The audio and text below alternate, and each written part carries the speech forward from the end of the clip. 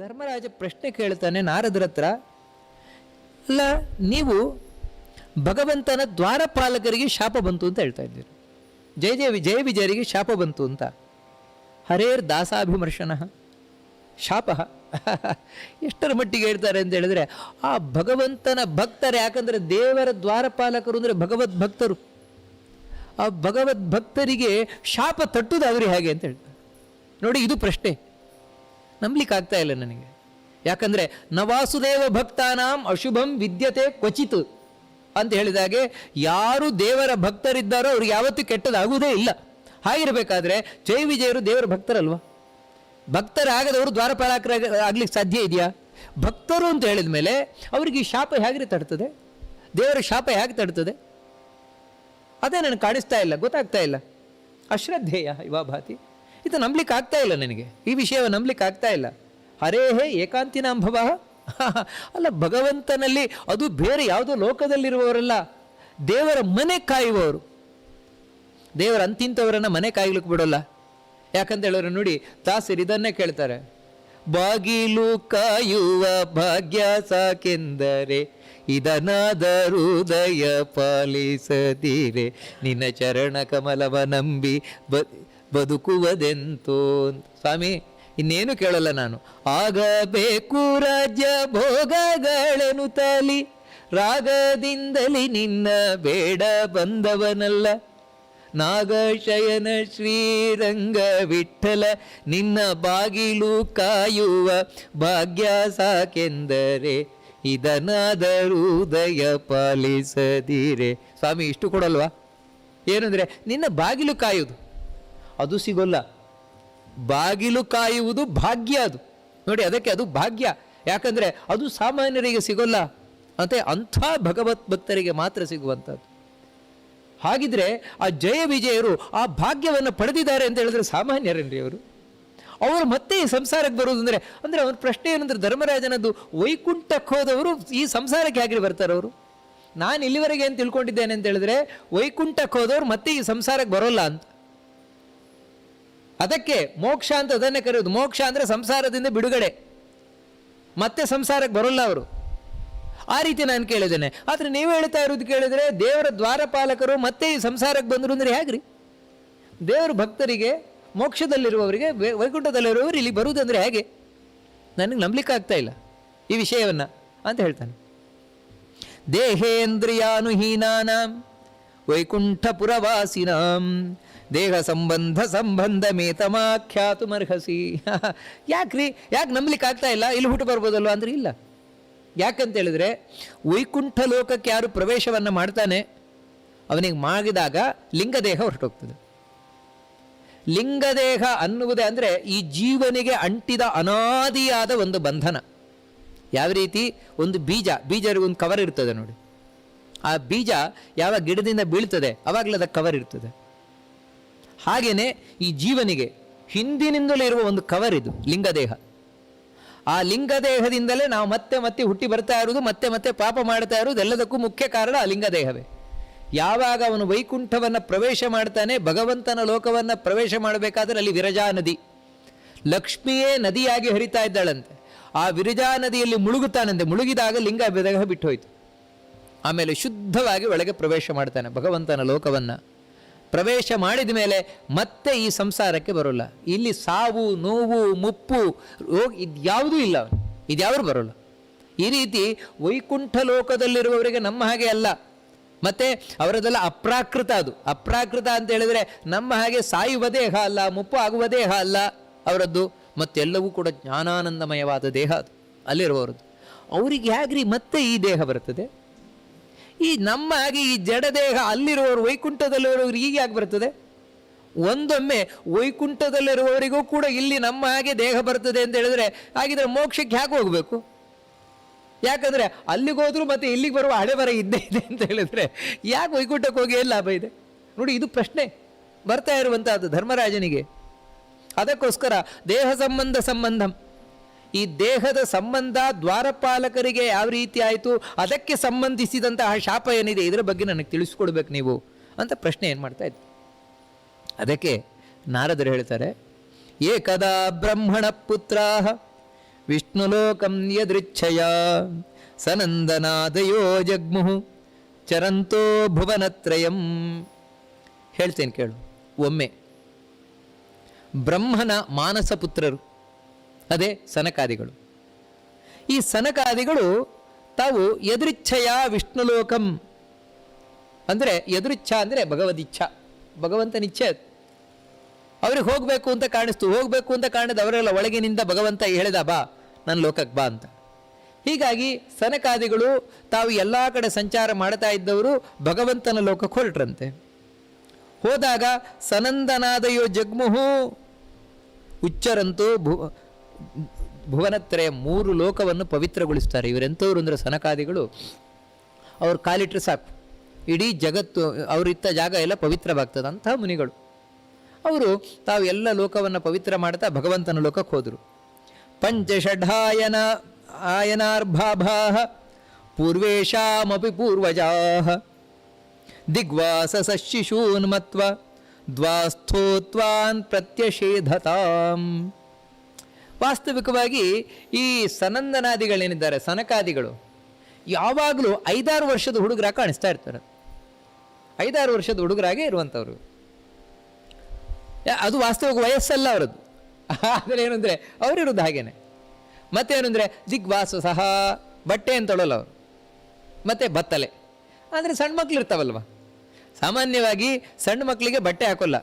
ಬೆಂಗಳೂರು ಮೈಸೂರಲ್ಲೆಲ್ಲ ಹಾಕ್ಬೋದು. ಆದರೆ ಇಲ್ಲಿ ನೋಡಿ, ಈ ಕರಾವಳಿ ಪ್ರದೇಶದಲ್ಲಿ ಆ ಸಣ್ಣ ಮಕ್ಕಳೇ ಹಾಗೆ ತಿರುಗುತ್ತಾ ಇರೋದು, ಬಾಲಕೃಷ್ಣನೇ. ಕಾರಣ ಏನಂದರೆ ಸೆಕೆ ಬೇರೆ, ಅದಕ್ಕೆ ಸರಿಯಾಗಿ ಹಾಗೆ ಅಭ್ಯಾಸ.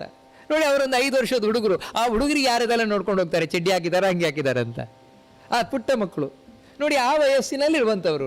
ಅದಕ್ಕೋಸ್ಕರ ದಿಗ್ವಾಸ ಸಹ ಅಂತ ಹೇಳಿದರೆ ತಾವಾಗೆ ಬತ್ತಲೆ ಆಗಿರುವಂಥವ್ರು, ತಾವು ಸೀದಾ ಹೀಗೆ ಪೂರ್ವೇಶಾಮಪಿ. ಆದರೆ ನೋಡಿ, ಪುಟ್ಟ ವಯಸ್ಸೇನೋ ಪುಟ್ಟದು, ವಯಸ್ಸು ಪುಟ್ಟದಲ್ಲ ಅವರದ್ದು. ವಯಸ್ಸು ಎಂತ ಅದು ಅಂದರೆ ಪೂರ್ವೇಶಾಮಪಿ ಪೂರ್ವಜಾಹ ಅಂತ, ಪೂರ್ವಜರಿಗೂ ಪೂರ್ವಜರು ಇವರು. ಆದರೆ ನಿಜವಾಗಲೂ ಕೂಡ ಇವರೇ ಹಿರಿಯರು. ಚತುರ್ಮುಖ ಬ್ರಹ್ಮನಿಗಿಂತಲೂ, ಅಂದರೆ ಚತುರ್ಮುಖ ಬ್ರಹ್ಮನ ಮಕ್ಕಳು, ಚತುರ್ಮುಖ ಬ್ರಹ್ಮನ ನಂತರ ಇವಳೇ ಸನಕಾದಿಗಳೇ. ರುದ್ರನಿಗಿಂತಲೂ ಮೊದಲು ಹುಟ್ಟಿದವರು ಇವರು, ಹೇಳಬೇಕು ಅಂತ ಹೇಳಿದರೆ ಸನಕಾದಿಗಳು. ಅದಕ್ಕೋಸ್ಕರ ಇಷ್ಟು ದೊಡ್ಡವರಾಗಿರುವಂಥವರು ಅವರು ಬಂದಿದ್ದಾರಂತೆ. ಬಂದಾಗ ಈ ದ್ವಾರಪಾಲಕರಿದ್ದಾರೆ, ಜಯ ವಿಜಯರು.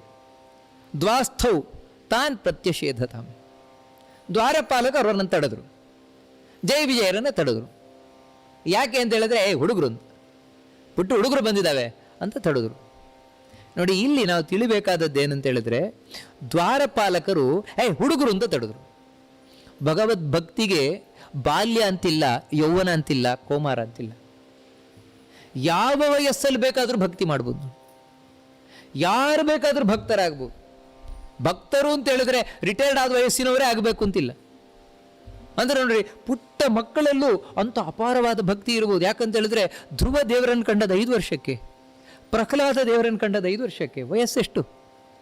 ವಯಸ್ಸಿನ ಲೆಕ್ಕಾಚಾರ ಬರೋಲ್ಲ ನೋಡಿ. ಅದಕ್ಕೋಸ್ಕರ ಯಾವತ್ತು ಇದನ್ನೇ ರಘುಗಣ ರಾಜ ಹೇಳಿದಾಗೆ, ಅವನು ಜಡಭರತನನ್ನು ಇವನು ಯಾವನೋ ಅಂತ ಹೇಳಿ ಮೊದಲು ತಿರಸ್ಕಾರ ಮಾಡಿದ್ದ. ಅವನ ಜ್ಞಾನವನ್ನು ನೋಡಿ, ನಮೋಹೋನ್ ಮಹದ್ಭ್ಯ ನಮ ಆ ಶಿಶುಭ್ಯ, ನಾನೆಲ್ರಿಗೂ ನಮಸ್ಕಾರ ಮಾಡ್ತೇನಪ್ಪ. ಒಂದು ಪುಟ್ಟ ಮಗುವಿನಿಂದ ಹಿಡಿದು ದೊಡ್ಡ ಅಜ್ಜನ ತನಕ. ಯಾಕಂತ ಹೇಳಿದ್ರೆ, ಯಾರ ಒಳಗೆ ಯಾವ ಜ್ಞಾನ ಕೂತಿದೆಯೋ, ಯಾರು ಜ್ಞಾನಿಗಳಾಗಿದ್ದಾರೋ ಯಾರಿಗೊತ್ತು ನೋಡಿ. ಅದಕ್ಕೋಸ್ಕರ ಯಾರ ಮಾತನ್ನು ತಿರಸ್ಕಾರ ಮಾಡಬಾರ್ದು. ಯಾಕಂತ ಹೇಳಿದ್ರೆ, ಯಾರಿಂದ ಎಂಥ ಜ್ಞಾನ ಬರ್ಬೋದು ಯಾರಿಗೊತ್ತು, ತಿರಸ್ಕಾರ ಮಾಡಬಾರ್ದು. ಆದರೆ ಇಲ್ಲಿ ತಿರಸ್ಕಾರ ಮಾಡಿದರು ಜಯ ವಿಜಯರು. ಯಾಕೆ? ಇದರಿಚ್ಛಾ, ಅದೇ ದೇವರಿಚ್ಛೆ. ದೇವರು ಯಾರ್ಯಾರೊಳಗೆ ಯಾವ್ಯಾವಾಗ ಏನೇನು ಬುದ್ಧಿ ಕೊಡ್ತಾನೋ ಗೊತ್ತಿಲ್ಲ, ಆ ರೀತಿ ಬುದ್ಧಿ ಕೊಟ್ಟಿದ್ದಾನೆ. ಅದಕ್ಕೋಸ್ಕರ ಅಶಪತ್ ಕುಪಿತ ಏವಂ ಯುವಾಂ ವಾಸನ್ನಚಾರ್ಹತಃ ರಜಸ್ತಮೋಭ್ಯಾಂ ರಹಿತೆ ಪಾದಮೂಲೆ ಮಧುದ್ವಿಷಃ. ಸನಕಾದಿಗಳಿಗೆ ಕೋಪ ಬಂತಂತೆ. ಕೋಪ ಬಂದು ತಾವು ಹೇಳ್ತಾರೆ, ನೀವು ಇಲ್ಲಿ ವಾಸ ಮಾಡಲಿಕ್ಕೆ ಯೋಗ್ಯ ಅಲ್ಲ, ನೀವು ಈ ಲೋಕದಲ್ಲಿ ವಾಸ ಮಾಡಲಿಕ್ಕೆ ಯೋಗ್ಯ ಅಲ್ಲ ನೀವು ಅಂತ. ಚಾರ್ಹತ ಯಾಕೆ ಅಂತ ಹೇಳಿದ್ರೆ, ಭಗವಂತನ ಪಾದ ಬುಡದಲ್ಲಿ ಇರಬೇಕಾದ್ರೆ ಯಾವತ್ತೂ ಈ ರಾಗದ್ವೇಷಾದಿಗಳನ್ನು ಬಿಟ್ಟಿರಬೇಕು. ಕಾಮಕ್ರೋಧಾದಿಗಳನ್ನು ಬಿಟ್ಟಿದ್ರೆ ಮಾತ್ರ ದೇವರ ಬಳಿ ವಾಸ ಮಾಡಲಿಕ್ಕೆ ಸಾಧ್ಯ. ನೀವು ಆ ಕಾಮಕ್ರೋಧವನ್ನು ಬಿಟ್ಟಿಲ್ಲ, ಅದಕ್ಕಾಗಿಯೇ ನಮ್ಮನ್ನು ಅವಮಾನ ಮಾಡಿದ್ದೀರಿ ನೀವು. ಅದಕ್ಕೋಸ್ಕರ ನೀವು ಇರ್ಲಿಕ್ಕೆ ಯೋಗ್ಯ ಅಲ್ಲ. ಅಂದರೆ ಇದರಿಂದ ಸನಕಾದಿಗಳು ಏನು ನಮಗೆ ಸಂದೇಶವನ್ನು ಕೊಡ್ತಾ ಇದ್ದಾರೆ ಅಂತ ಹೇಳಿದ್ರೆ, ದೇವರ ಆರಾಧನೆಯನ್ನು ಮಾಡುವುದು ಅಷ್ಟೇ ಮುಖ್ಯ ಅಲ್ಲ, ಮತ್ತು ದೇವರ ಆರಾಧನೆಯನ್ನು ಮಾಡಿ ನಾವು ದೇವರ ಬಳಿ ಹೋಗಬೇಕು ಅಂತ ಹೇಳಿದ್ರೆ ರಾಗದ್ವೇಷಾದಿಗಳನ್ನು ಬಿಡಬೇಕು. ಆಸೆ, ದ್ವೇಷ, ಕೋಪ ಮುಂತಾದವುಗಳನ್ನು ಬಿಡಬೇಕು. ಬಿಟ್ಟರೆ ಮಾತ್ರ ದೇವರ ಹತ್ರ ಹೋಗ್ಲಿಕ್ಕೆ ಸಾಧ್ಯ, ಇದರ ದೇವರ ಹತ್ರ ಹೋಗ್ಲಿಕ್ಕೆ ಆಗೋಲ್ಲ. ನೀವು ಈ ಆಸೆಯನ್ನೆಲ್ಲ ಇಟ್ಕೊಂಡು ದೇವರ ಹತ್ರ ಬರೀ ಇರುವುದು ಅಂತ ಹೇಳಿದ್ರೇನು, ಅದಕ್ಕೆ ಹೋಗ್ರಿ ನೀವು ಅಂತ ಶಾಪವನ್ನು ಕೊಡ್ತಾ ಇದ್ದಾರೆ. ಪಾಪಿಷ್ಟಮಾಸುರೀಂ ಯೋನಿಂ ಬಾಲಿಶೋ ಯಾತಮಾಶ್ವತಃ ಏವಂ ಶಬ್ದೋ ಸ್ವಭವನಾತ್ ಪತಂತೋ ತೈಃ ಕೃಪಾಲುಭಿ. ಏನು ಶಾಪ ಕೊಟ್ಟಿದ್ದಾರೆ ಅಂದರೆ, ಪಾಪಿಷ್ಟಾಂ ಆಸುರೀಂ ಯೋನಿಂ ಬಾಲಿಶೋ ಯಾತಂ. ಬಾಲಿಶರೇ, ಮೂರ್ಖರೇ. ಮೂರ್ಖರೇ ಅಂತ ಯಾಕೆ ಹೇಳ್ತಾ ಇದ್ದಾರೆ ಅಂತ ಹೇಳಿದ್ರೆ, ನಿಮಗೆ ಭಗವದ್ ಭಕ್ತರು ಯಾರು ಒಂದು ಗೊತ್ತಾಗ್ತಾ ಇಲ್ಲ, ಬರೀ ಬಾಲಕರು ಅಂತ ದೇಹವನ್ನು ನೋಡಿ ನೀವು ನಮಗೆ ಅವಮಾನ ಮಾಡ್ತಾ ಇದ್ದೀರಿ, ಒಳಗಿನ ಜ್ಞಾನವನ್ನು ನೀವು ಗಮನಿಸ್ತಾ ಇಲ್ಲ, ಅದಕ್ಕೆ ಮೂರ್ಖರು. ಅಂದರೆ ಯಾರು ಮೂರ್ಖರು ಅಂದರೆ, ಕೃಷ್ಣ ಇದನ್ನು ಭಾಗವತದಲ್ಲಿ ಹೇಳ್ತಾರೆ. ಯಾವ ವ್ಯಕ್ತಿ ವಿಗ್ರಹವನ್ನೇ ದೇವರು ಅಂತ ತಿಳ್ಕೊಳ್ತಾನೆ, ಗಂಗೆಯನ್ನು ಬರೀ ನೀರು ಅಂತ ತಿಳ್ಕೊಳ್ತಾನೆ, ಮತ್ತು ಜ್ಞಾನಿಗಳನ್ನು ಬರೀ ಮನುಷ್ಯರು ಅಂತ ತಿಳ್ಕೊಳ್ತಾರೆ, ಇವೆಲ್ಲ ಎಂಥವ್ರು ಅಂತ ಹೇಳಿದ್ರೆ ಜೀವಂತವಾಗಿರುವ ಕತ್ತೆಗಳು ಅಂತ ಹೇಳ್ತಾರೆ.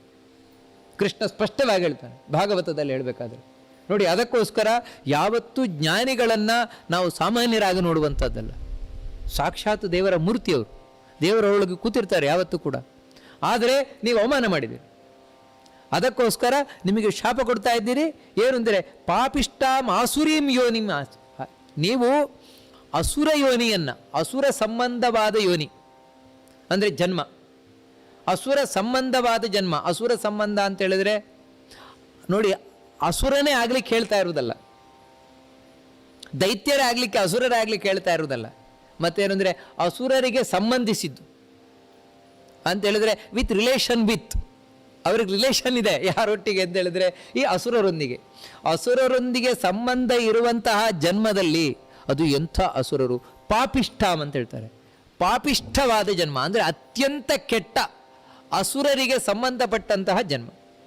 ಅಂದರೆ ನಿಮ್ಮ ಹತ್ತಿರ ಎಂಥ ಅಸುರರಿರ್ತಾರೆ ಅಂತ ಹೇಳಿದ್ರೆ ಅತ್ಯಂತ ನೀಚನಾದ ಅಸುರ ನಿಮ್ಮ ಹತ್ತಿರ ಇರ್ತಾರೆ. ಅಂಥ ಜನ್ಮದಲ್ಲಿ ನೀವು ಹುಟ್ಟಿ ಬರಬೇಕು. ಏವಂ ಶಪ್ತೋ ಸ್ವಭವನಾತ್ ಪತಂತೋ ತೈ ಕೃಪಾಲುಭಿ.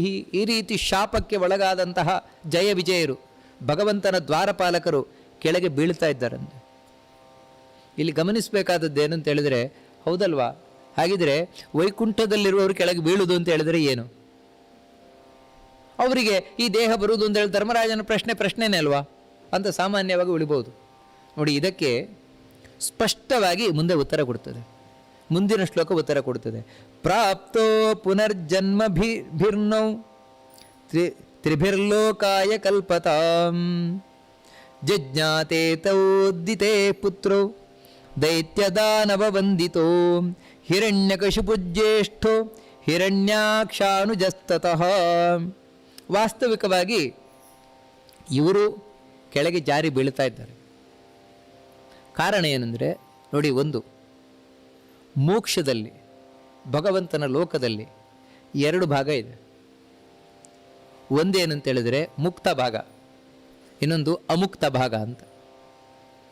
ಅಮುಕ್ತ ಭಾಗದಲ್ಲಿ ಯಾರಿದ್ದಾರೆ ಅಂದರೆ ಅಲ್ಲಿ ಮುಕ್ತಿಯನ್ನು ಹೊಂದದೇ ಇರುವಂಥವರು, ಆದರೆ ಮುಕ್ತಿ ಗ್ಯಾರಂಟಿ ಆಗಿರುವಂಥವ್ರು. ಯಾರಿಗೆ ಮುಕ್ತಿ ಖಾತ್ರಿಯೋ ಅಂಥವ್ರು ಇರ್ತಾರಲ್ಲಿ. ಆದರೆ ಇನ್ನು ಮುಕ್ತಿಯನ್ನು ಹೊಂದಿಲ್ಲ. ಆವಾಗ ನಾನು ಹೇಳಿದಾಗೆ ವಿರಜಾ ನದಿಯನ್ನು ದಾಟಿ ತಾವು ಆ ಭಗವಂತನ ಮನೆಯನ್ನು ಒಳಗೆ ಪ್ರವೇಶ ಮಾಡಿಲ್ಲ, ಹೊರಗಿದ್ದಾರೆ. ಅಲ್ಲೂ ಭಗವಂತನ ಅಂದರೆ 7 ಮನೆ, ದೇವರಿಗೂ 7 ಕೋಟೆ, 7 ಬಾಗಿಲುಗಳು ಅಲ್ಲಿದ್ದಾರೆ. 6ನೇ ಬಾಗಿಲು ಒಳಗೆ ಪ್ರವೇಶ ಮಾಡಬೇಕು, ಅಲ್ಲಿದ್ದಾರೆ. ಇಲ್ಲಿ ಅಧಿಕಾರಸ್ಥರು ಅಂತ ಕರೀತಾರೆ ಅವರನ್ನು ಪುರಾಣಗಳೆಲ್ಲ. ಅಧಿಕಾರಸ್ಥರು ಅಂದರೆ ಇವರು ಅಧಿಕಾರದಲ್ಲಿರುವ ದ್ವಾರಪಾಲಕರು. ಇದನ್ನು ದಾಟಿದ ಕೂಡಲೇ ದೇವರ ಮನೆ ಸಿಗೋಲ್ಲ, ಮತ್ತು ಇದನ್ನು ದಾಟಿದರೆ ಇನ್ನಿಬ್ಬರು ದ್ವಾರಪಾಲಕರು ಇರ್ತಾರೆ ಒಳಗೆ. ಇವರು ಯಾರು ಅಂದರೆ ಮುಕ್ತರಾದ ಜಯ ವಿಜಯರು ಒಳಗೆ. ಅವರೇವರು ಅಂತ ಹೇಳಿದ್ರೆ ಅವ್ರಿಗೆ ಯಾರು ಶಾಪ ಕೊಡ್ಲಿಕ್ಕಾಗೋಲ್ಲ, ಮತ್ತು ಅವರು ಈ ರೀತಿ ತಪ್ಪಾಗಿ ತಿಳ್ಕೊಳ್ಳಲ್ಲ. ನೋಡಿ, ದೇವರದ್ದು ಏನಿದೆ ಅಂದರೆ ಒಳಗಿನ ಬಾಗಿಲು, ಒಳಗಿನ ಬಾಗಿಲಿನ ದ್ವಾರಪಾಲಕರು ಅವರು ಮುಕ್ತ ದ್ವಾರಪಾಲಕರು, ಇವರು ಅಮುಕ್ತ ದ್ವಾರಪಾಲಕರು. ಇಲ್ಲಿ ಹೊರಗೆ ಯಾರಿದ್ದಾರೆ ಇವರಿಗೆ ಸಿಟ್ಟು ಬರ್ಬೋದು. ಇವರಿಗೆ ಆಸೆ ಬರಬಹುದು, ಇವರಿಗೆ ದ್ವೇಷ ಬರಬಹುದು, ಚಾನ್ಸ್ ಉಂಟು, ಅವಕಾಶ ಉಂಟು, ಇವರಿಗೆ ಶಾಪ ತಾಗಬಹುದು. ಆದರೆ ಒಳಗಿರೋರಿಗೆ ತಾಗೋಲ್ಲ. ಇವಾಗ ಈ ಜಯ ವಿಜಯರ ಕಥೆ ನಾವೇನು ಕೇಳ್ತಾ ಇದ್ದೇವೆ, ಇವರು ಹೊರಗೆ ಇರುವಂಥವ್ರು ಜಯ ವಿಜಯರು. ಅದಕ್ಕಾಗಿಯೇ ಇವರಿನ್ನೂ ಒಳಗೆ ಪ್ರವೇಶ ಮಾಡಿಲ್ಲ, ಇವರಿಗೆ ಶಾಪ ತಾಕಿತು. ಈ ಸನಕಾದಿಗಳು ಕೊಟ್ಟ ಶಾಪ ತಾಕಿತು. ಇನ್ನೊಂದು ಏನು ಅಂತ ಹೇಳಿದ್ರೆ, ಸನಕಾದಿಗಳು ಒಳಗೆ ಹೋಗಿದ್ರೆ ಅವರಿಗೂ ಕೋಪ ಬರ್ತಾ ಇರಲಿಲ್ಲ. ಯಾಕೆ ಅಂತ ಹೇಳಿದ್ರೆ, ಒಳಗೆ ಕೋಪ ಇಲ್ಲ, ಅಲ್ಲಿ ಕಾಮ ಇಲ್ಲ. ಅಂದರೆ ಇಲ್ಲಿ ಆಗಿ ಈ ಪ್ರಪಂಚದಲ್ಲಿರುವ ಯಾವ ದೋಷವೂ ಇಲ್ಲ ಅಲ್ಲಿ. ಇದಕ್ಕಿಂತ ಎಲ್ಲ ಮುಕ್ತವಾದಂತಹ ಅದು ಸ್ವಚ್ಛವಾದ ಲೋಕ, ವೈಕುಂಠ ಲೋಕ, ಭಗವಂತನ ಲೋಕ ಅನ್ನುವಂಥದ್ದು. ಸನಕಾದಿಗಳು ಹೊರಗೆ ಇರೋದ್ರಿಂದಲೇ ಅವರಿಗೆ ಈ ರೀತಿ ಆಯಿತು. ಅವ್ರಿಗೂ ಚೂರು ಕೋಪ ಬಂತು, ಇವರಿಗೂ ಆಸೆ ಬಂತು, ದ್ವೇಷ ಬಂತು. ಅದಕ್ಕಾಗಿ ಸನಕಾದಿಗಳು ಶಾಪ ಕೊಟ್ಟು ಕೆಳಗೆ ಬೀಳುತ್ತಾ ಇದ್ದಾರೆ. ಸನಕಾದಿಗಳು ಇವರೇ ಜಯ ವಿಜಯರು. ಆಗ ಅಯ್ಯೋ ಪಾಪ ಅಂತ ಕಾಣಿಸ್ತಂತೆ ಸನಕಾದಿಗಳಿಗೆ. ಹೌದು, ಶಾಪ ಏನು ಕೊಟ್ಬಿಟ್ಟು ನಾವು, ಆದರೆ ಶಾಪ ಕೊಡ್ಲಿಕ್ಕೆ ನಾವ್ಯಾರು? ದೇವರ ದ್ವಾರಪಾಲಕರಿಗೆ ಶಾಪ ಕೊಡ್ಲಿಕ್ಕೆ ನಾವ್ಯಾರು? ತಪ್ಪು ಮಾಡಿದ್ವಿ. ದೇವರ ಮನೆ ಬಾಗಿಲಿಗೆ ಬಂದು ಸಿಟ್ಟು ಬಿಡಲಿಲ್ವಲ್ಲ, ಕೋಪ ಬಿಡಲಿಲ್ವಲ್ಲ. ಅದಕ್ಕೆ ಕೃಪಾಲುಭೀಹಿ, ಅವರಿಗೆ ಕೃಪೆ ಬಂತಂತೆ ಇವ್ರ ಮೇಲೆ. ಕೃಪೆ ಬಂದು ತಾವು ಹೇಳ್ತಾರೆ, ಪ್ರಾಪ್ತೋ ಪುನರ್ಜನ್ಮಭಿರ್ಯಾಂ ತ್ರಿಭಿರ್ಲೋಕಾಯ ಕಲ್ಪತಾಂ ಜಜ್ಞಾತೇತೌ. ನೀವು 3 ಜನ್ಮವನ್ನು ಹೊಂದಿ 3 ಜನ್ಮದ ನಂತರ ಮತ್ತೆ ಭಗವಂತನನ್ನೇ ಬಂದು ಸೇರಿ, ನಿಮ್ಮ ಸ್ಥಾನವನ್ನು ಬಂದು ಸೇರಿ ಅಂತ ಸನಕಾದಿಗಳೇ ತಾವು ಹೇಳ್ತಾರೆ. ಇಷ್ಟು ಸನಕಾದಿಗಳನ್ನೇ ಹೇಳಿದರು.